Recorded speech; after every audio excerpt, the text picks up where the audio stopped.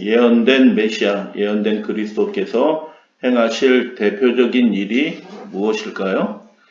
죄사함을 선포하시고라고 그렇게 예언이 되어 있는데, 죄사함을 제외하고 그리스도 메시아가 할 대표적인 일이, 예언된 일이 무엇일까? 혹시 여러분 아시나요? 그 대표적인 일이 소경을 보게 하는 것입니다. 요한이 예수님이 오셨는데 결정적인 일은 안 하시고 사람들 고치러 다니시고 저 변두리로 돌아다니시고 마을 다니시고 결정적인 일을 안 하시고 있거든요. 그래서 그분의 나라를 세우는 그 일들을 하고 있지 않아서 요한이 그 제자들을 보내서 물어보죠. 오실 그 이가 당신입니까? 라고 물어볼 때 예수님께서 대답하신 말씀이 뭐예요? 너희가 가서 보고 들은 것을 요한에게 알리되 라고 말씀하시면서 이사야의 예언된 말씀을 인용하셔요. 그래서 맹인이 보며 못 걷는 사람이 걸으며 이렇게 말씀하시고 누구든지 나를 인하여 실족하지 아니하는 자는 복이 있다라고 그렇게 말씀하셔요. 예수님이 요한의 의심을 또는 주변의 사람의 의심에 대해서 예언의 말씀을 통해서 증거하는데, 그리스도가 하시는 그 대표적인 일로 예수님께서 소경을 고치는 것을 맹인이 보게 하시는 그 일이 그리스도께서 하시는 일로 그렇게 말씀하신 거예요. 그리고 나사렛 회당 고향에 돌아가셔서 이사야의 말씀을 통하여 설교하실 때 이렇게 기록된 데를 찾으시니 주의 성령이 내게 임하셨으니 하고 여러 가지를 언급을 하는데, 예수님께서 그 성경 말씀 그대로 읽는 부분이거든요. 이거는요. 앞부분은 예수님이 요약해서 그냥 말씀하신 거고, 이 부분은 이사야의 두루마리에 기록된 그대로 예수님이 읽으시는 장면에 관해서 말씀을 하시는 거예요. 이는 가난한 자에게 복음을 전하게 하시려고 내게 기름을 부으시고 나를 보내사 포로된 자에게 자유를, 눈먼 자에게 다시 보게 함을, 이렇게 해서 성경에 기록된 그대로 읽은 것을 누가가 이렇게 기록을 한 거죠. 그런데 여러분, 예수님이 지금 사람들이 이분이 정말 메시아인가 아닌가 관심이 막 증폭되어 있는데, 가장 중요한 메시아 텍스트죠. 그리스도 텍스트를 예수님이 스스로 인용하면서 그리스도는 이런 일을 하는 분이야 라고 백성들에게, 그리스도를 간절히, 메시아를 간절히 기다리고 있는 유대인들에게 설교를 하시는 거예요. 그런데 이 말씀에서 제일 중요한 것이 눈먼 자를 보게 하는 거예요. 어떤 선지자도 눈먼 자를 보게 한 선지자 있어요? 없어요? 없어요. 죽은 자를 살린 선지자는 있지만 눈먼 자를 보게 하는 선지자는 한 사람도 없어요. 그리스도께서만 그 일을 표적으로, 이분이 눈먼 자를 보게 하면 오실 그분이 바로 이분이다 라는 것을 깨달아 알라고 예언 표적으로 그렇게 주신 것이죠. 근데 여러분, 예수님께서 인용하시고 읽으신 이사야 61장 1절 2절 이 말씀을 보면 우리 성경이에요. 우리 성경에 주의 영이 내게 내리셨으며 이는 여호와께서 내게 기름을 부으사 이렇게 쭉 설명했는데, 소경이 본다는 얘기 있어요? 없어요? 없습니다. 누가복음 4장에는 예수님이 그 두루마리를 읽으실 때 소경이 보는 이야기가 중심부에, 제일 중요한 부분에 딱 들어있어요. 근데 여러분, 우리 성경에는 소경이 보는 얘기가 지금 있어요? 없어요? 없어요. 그래서 이사야 61장 1절 2절 말씀, 그 당시의 성경, 70인역 성경을 보면 이렇게 되어 있어요. 가난한 자에게 복음을, 나를 보내서 포로된 자에게 자유를, 눈먼 자에게 다시 보게 함을, 눌린 자를 자유롭게 하고 주의 은혜를 전파하게 하려 하십니다 라고 이렇게 되어 있습니다. 이 말씀의 중심부에 무슨 얘기가 있냐면 눈먼 자에게 다시 보게 함을 전파하기 위해서라고, 그리스도께서만 하실 그 일, 어둠의 흑암 가운데 다니던 백성들이 그 하나님의 영광의 빛을 보고 진리의 빛을 발견할 수 있도록 그리스도께서만 하실 그 일들에 대해서 이사야 61장, 원래 본문에는 있는데 우리 성경에 빠진 거예요. 사실은 눈먼 자에게 다시 보게 함을 전파하기 위해서 내게 성령을 부어서 나를 보내셨다라고 예수님이 그리스도께서 하실 그 일들에 대해서 이렇게 예언을 한 것이죠. 그리고 예수님께서 이 말씀을 하시고 거기서 끝난 게 아니고 설교를 쭉 하시면서 그 회당에 모였던 사람들에게 무슨 얘기를 하시냐면, 주의 은혜를 전파하신다라는 말씀이 무슨 뜻이냐면 그 주의 은혜가 그리스도를 통해서 시작된다는 뜻이거든요. 세워진다는 뜻이거든요. 그때 그 주의 은혜의 나라에 들어가는 사람들은 어떤 사람인지 무엇이 필요한지 예수님이 말씀하셨어요. 무엇이 필요할까요? 주의 나라, 은혜의 나라에 들어가기 위해서 뭐가 필요할까요? 돼지고기 안 먹고 정결례식 잘 지키고 안식일 잘 지키고 이런 거 예수님이 하나도 말씀하지 않으셨어요. 예수님이 말씀하신 두 사람이 있는데 둘 다 돼지고기 먹던 사람들을 그 모델로 말씀하셨어요.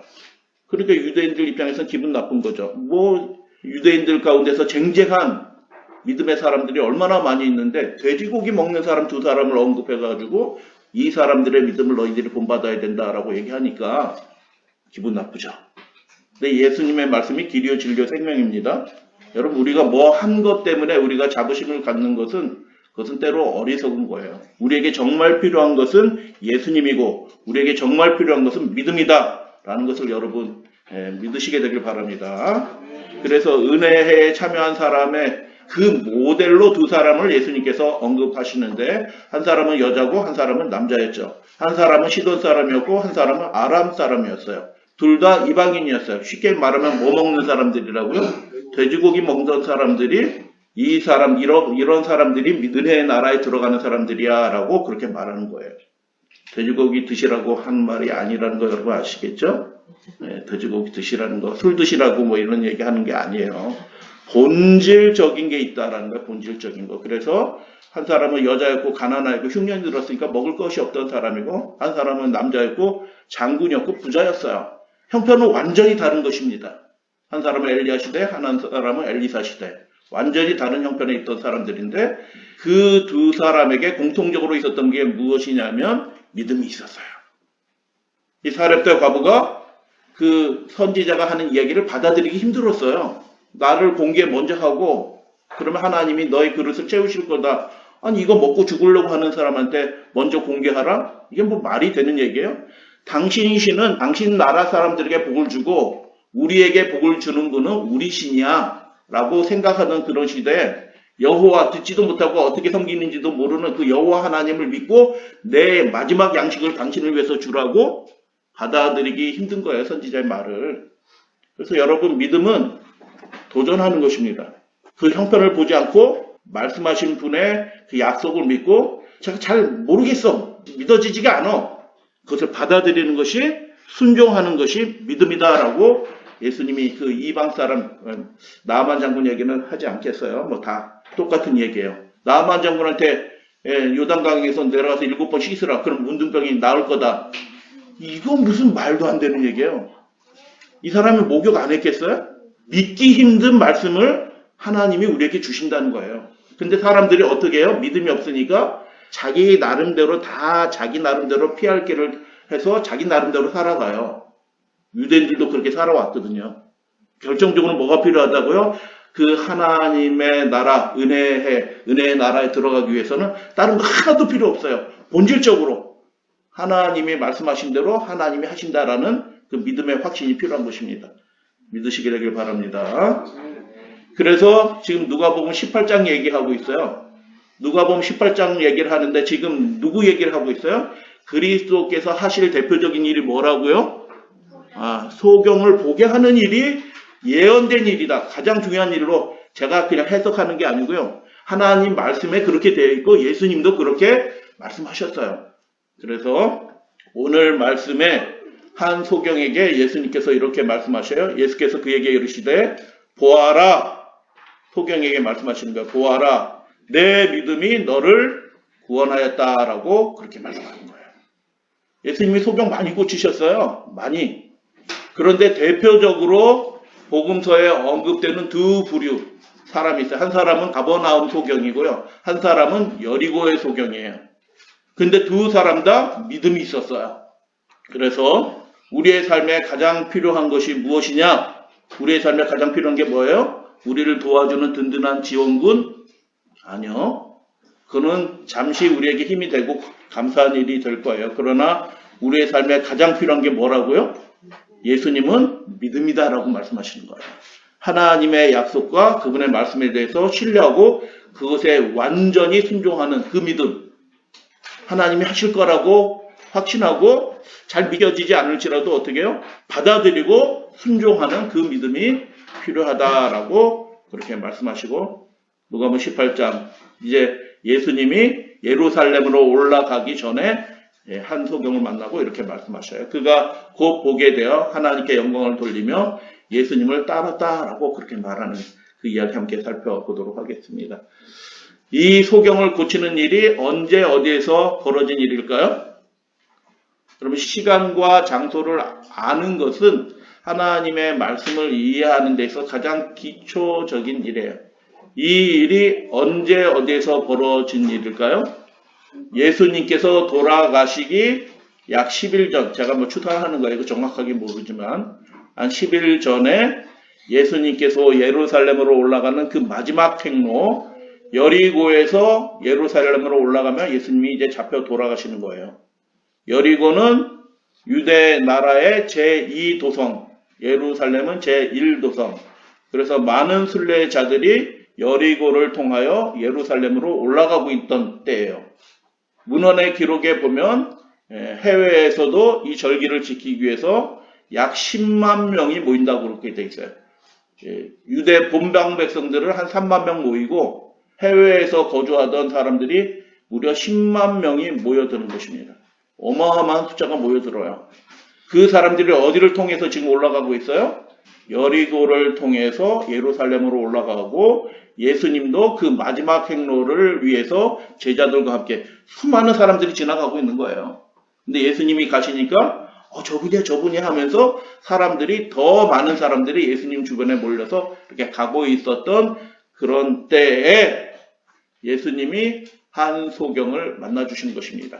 그 이야기 잠깐 살펴보는 시간 갖겠습니다. 본문의 이야기의 말씀을 읽어보면 여리고 사람들이 저 앞에서 저 뒤에 예수님 와요 하니까 여리고의 중요한 장들 또는 유명한 사람들이 마중 나가서 예수님을 영접해요. 그게 영접하는 거예요. 집에서 돌아오면 오셨어요? 이건 영접이 아니에요.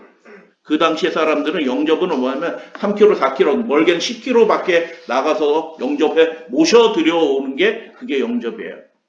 그래서 모셔드리는데 왜 모셔드릴까요?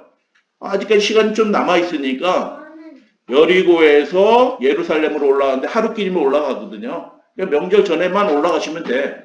그러니까 여기서 좀 쉬셨다가 말씀도 가르쳐 주시고 하나님의 나라가 어떤 것인지도 말씀해 주시고 그리고 올라가세요 하고 예수님께 호의를 가지고 또는 관심을 가진 그 여리고의 중요한 사람들이 예수님을 영접해 모시고 드리는 그 장면에서 예수님은 그러나 관심이 그들에게 말씀 한 구절 더 가르치는 것보다 예수님의 오로지 관심은 어디에 있어요?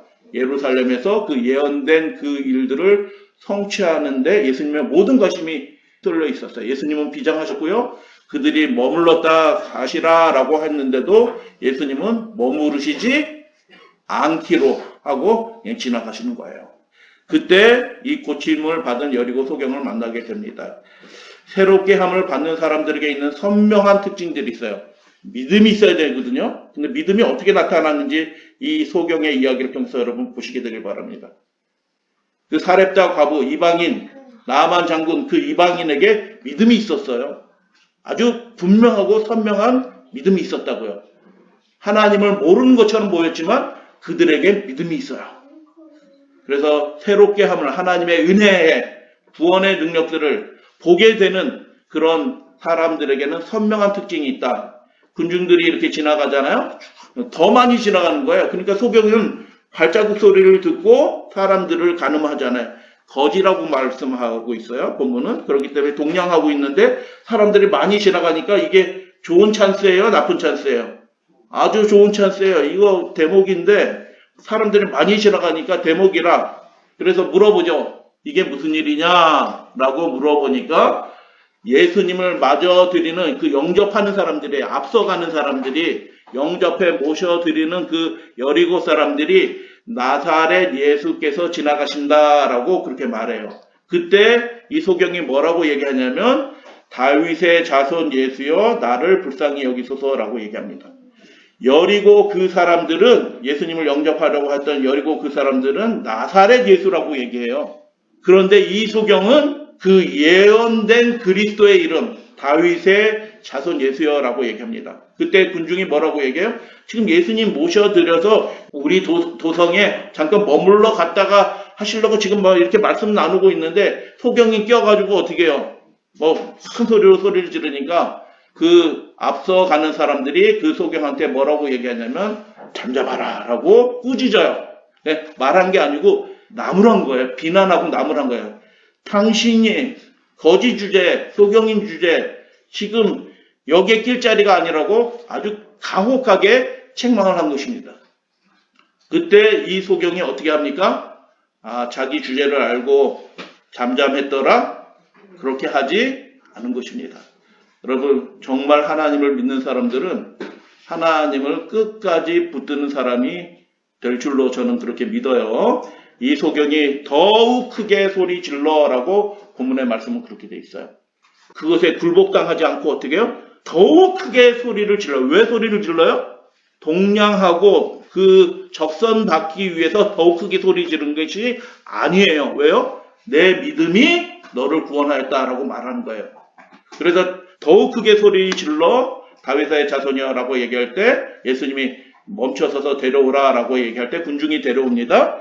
그리고 예수님이 물으셔요. 내가 내게 무엇을 하여 주기를 원하느냐라고 물었을 때 이 소경이 답변한 내용이 뭐예요? 주여 보기를 원하나이다라고 그렇게 답변했어요. 여러분 저는 이 유명한 얘기, 교회 다니면 어린이도 다 아는 이 유명한 얘기를 예전에 읽을 때 아무 생각 없이 읽었기 때문에 소경이 보고 싶어하는 거 당연하지.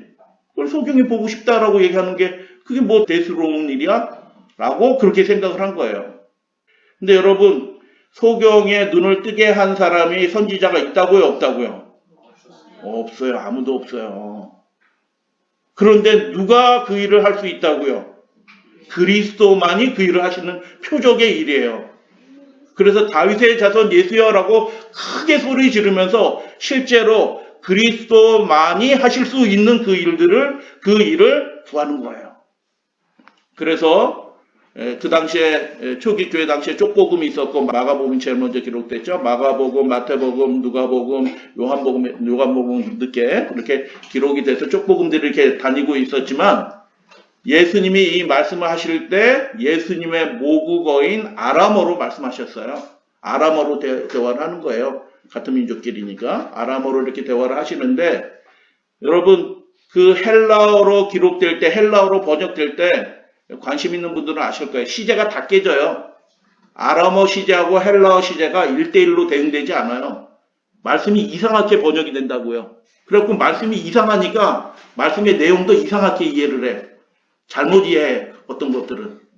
그리고 어법이라는 게 있어요. 문법만 있는 게 아니라 어법도 있어요. 그 사람들의 관용적인 표현들이 있고 뭐 이런 거기 때문에 그것을 아람어로 말씀하신 것을 헬라어로 번역한 일이 정말 쉽지 않은 일이에요. 하나님의 영이 그들을 감동해서 그들에게 복음으로 이렇게 전파될 수 있도록 했지만 여전히 뭐예요? 그 예수님의 말씀의 어떤 부분들은 올바로 드러날 수 없는 한계, 기본적인 한계들이 있어요. 그래서 아람어를 믿는 예수님의 동족인 그 중동 사람들이 그리스도인들이 그 당시에 다시 헬라어 성경을 다시 아람어로 번역한 게 있어요. 그리고 그 네 권을 한 권으로 다 묶었어. 그것이 아람어로 다시 재번역한 거예요. 예수님의 목으로. 그것을 통관복음이라고 얘기해요.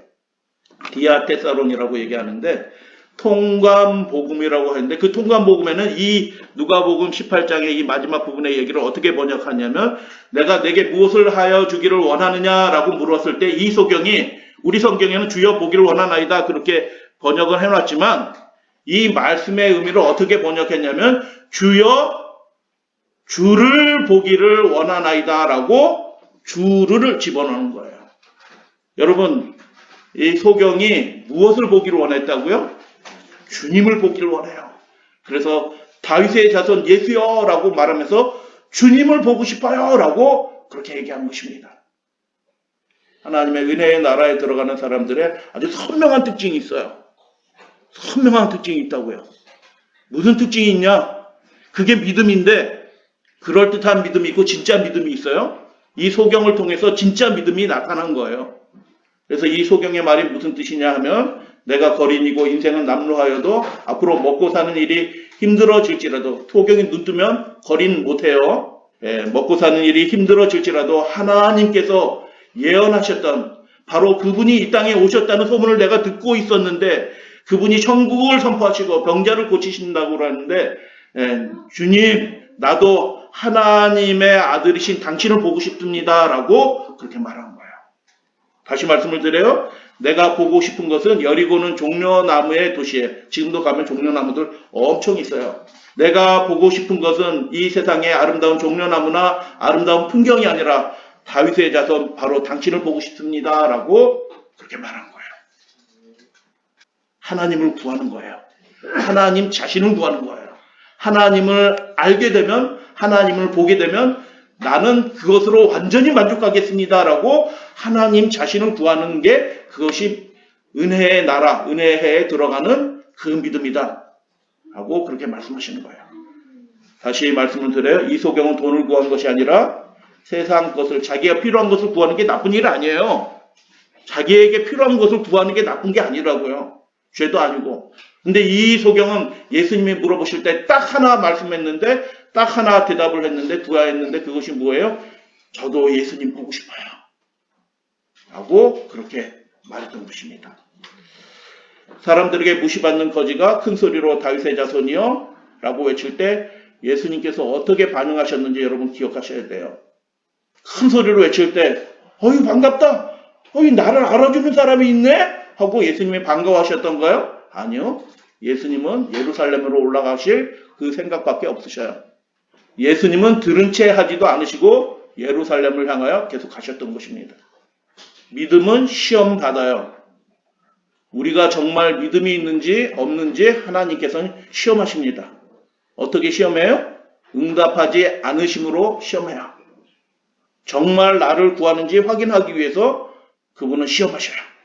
들은 채 얼마나 반가운 소리예요. 이제 돌아가시기 위해서 올라가시는데 이렇게 믿음의 고백을 하는 사람이 있으니 내 사역이 허지로 돌아가는 것은 아니구나 라는 표적과 같은 음성이 들려온 거예요. 예수님이 얼마나 기뻐하셨을까. 그런데 예수님은 진지 들은 채 하지 아니하시고 예루살렘을 향해서 계속 나가신 거예요. 그때 사람들이 여리고에서 예수님을 영접하러 나왔던 그 앞선 사람들이 그를 아주 가혹하게 비난합니다. 눌린 자에게 필요한 게 뭐라고요? 이사야 61장? 눌린 자에게 필요한 것은 믿음이에요. 포로된 자에게 필요한 게 무엇이었어요? 믿음이에요. 그 소경된 자에게 필요한 게 뭐였어요? 그 은혜의 나라에 들어가기 위해서 믿음이 필요했던 거예요. 그래서 비난받았고 꾸짖음을 당했을 때 가혹한 책망이 들어왔을 때 그가 실망하고 엎드리지 않고 그가 더 큰 소리로 부르짖었다. 여러분 그게 믿음이다. 끝까지 하나님을 붙잡으시는 여러분들 되시기를 바랍니다. 그래서 소경이에요. 이 사람은 소경이에요. 예수님을 불렀는데 계속 한 번 부르고 만 게 아니에요. 계속 큰 소리로 부른 거예요. 다윗의 자손 예수여 나를 불쌍히 여기소서 하고 계속 부르는 거예요. 근데 예수님이 들은 채도 하지 않고 그러다가 하도 계속 소리를 지르니까 앞서 영접하는 사람들이 뭐라고 얘기한 거예요? 참다가 닥쳐! 이렇게 얘기한 거예요. 그 소경의 귀에 무슨 소리만 들려요? 다윗의 자손 예수가 지나가기는 하시는 것 같은데 누구 소리만 들려요? 자기를 비난하는 사람들의 소리만 들려요. 예수님의 소리는 하나도 안 들리는 거예요. 그때 그럼에도 불구하고 이분이 반드시 나를 돌아볼 것이다 라는 확신을 가지고 다시 한번 더 큰 소리로 부르짖기 시작한 것입니다. 더 큰 목소리로 이렇게 되기를 원합니다. 현실에 응답이 되지 않고 낭망스러운 일이 있고 사람으로 실망하고 환경 때문에 절망하게 될 그런 순간이 올지라도 하나님만 구하는 사람은 그 문제를 이미 뛰어넘은 사람이에요. 하나님만 바라는 사람은 그게 문제가 되지 않을 줄로 저는 그렇게 믿어요. 그래서 사람들이 책망하는 소리만 들릴 뿐 예수께로는 아무 소리도 들리지 않는 그 순간에 그의 믿음은 약화되지 않고 계속하여 요청하는 거예요. 뭘 요청해요? 나사렛 예수여가 아니고 다윗의 자손 예수여 나를 불쌍히 여기소서라는 그 말의 무슨 뜻이에요? 저에게 좀 경제적인 도움을 좀 주세요. 이런 뜻이 아니고 저도 그냥 세상 시력을 회복해서 좀 이런 멀쩡한 직장도 좀 갖고 싶어요. 뭐 이런 뜻이 아니고 나를 불쌍히 여기소서라는 그 말 안에 뭐가 들어있는 거예요? 예수님 보고 싶어요 라고 소리 지르고 있는 것입니다. 그럼 이 마지막 시대에 예수 그리스도의 재림, 우리 육신의 눈으로 그 영광 중에 나타나는 예수님을 우리가 보게 될 거예요. 그 보게 되는 믿음을 가진 사람은 어떤 사람들일까요? 이 세상 것 하나도 필요 없어질지라도 저는 예수님이면 만족해요.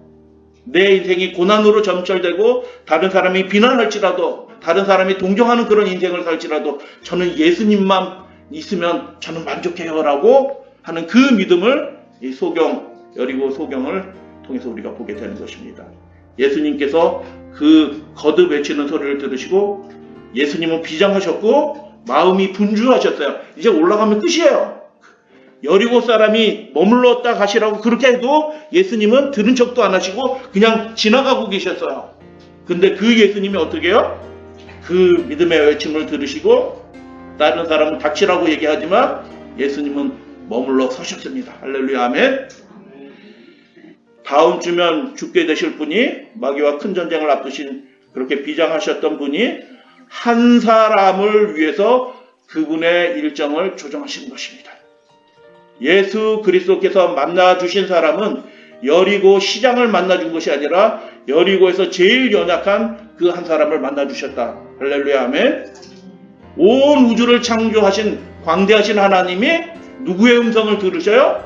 하나님을 바라보는 하나님만 바라는 그 한 사람의 음성을 그 수많은 소음처럼 들리는 이 세상에 정말 많은 소리들 가운데서도 그 하나님을 바라는 그 작은 자의 소리를 하나님께서 들으신다.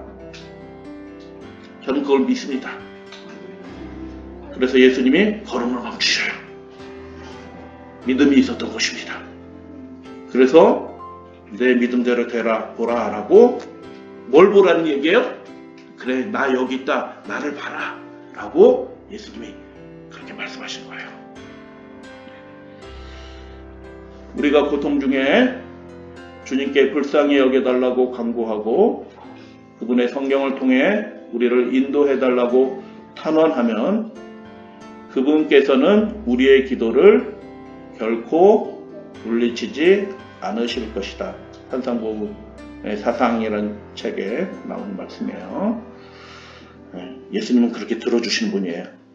사람들은 비난하고 깔보는 사람의 음성이라 할지라도 그 연약한 그 사람의 그 소리를 하나님은 들으시고 응답하시고 그 믿음에 하나님이 반응하신다.